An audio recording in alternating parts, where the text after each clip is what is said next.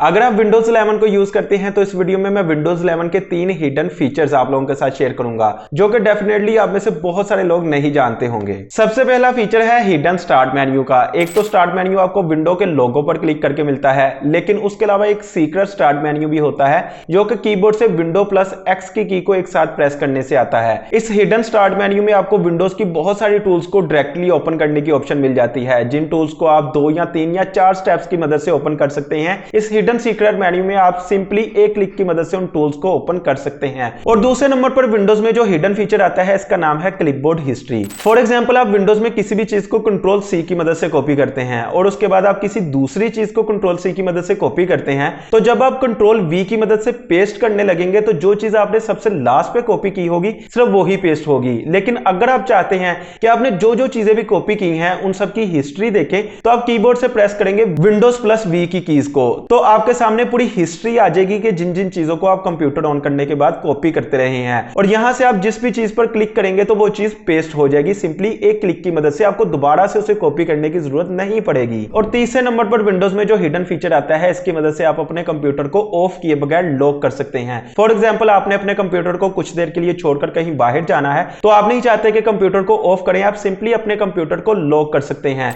उसके लिए आपने कीबोर्ड से प्रेस करना है विंडोज प्लस एल की कीज को एक साथ, तो आपका कंप्यूटर लॉक हो जाएगा। और उसके बाद आपको कंप्यूटर को दोबारा से यूज करने के लिए वो पासवर्ड लगाना होगा जो कि आपने अपने कंप्यूटर में लगाया होगा। तो अगर आपको इस तरह की मजीद इंफॉर्मेटिव वीडियोस चाहिए तो इस वीडियो को लाइक करें और इस चैनल को सब्सक्राइब कर लें।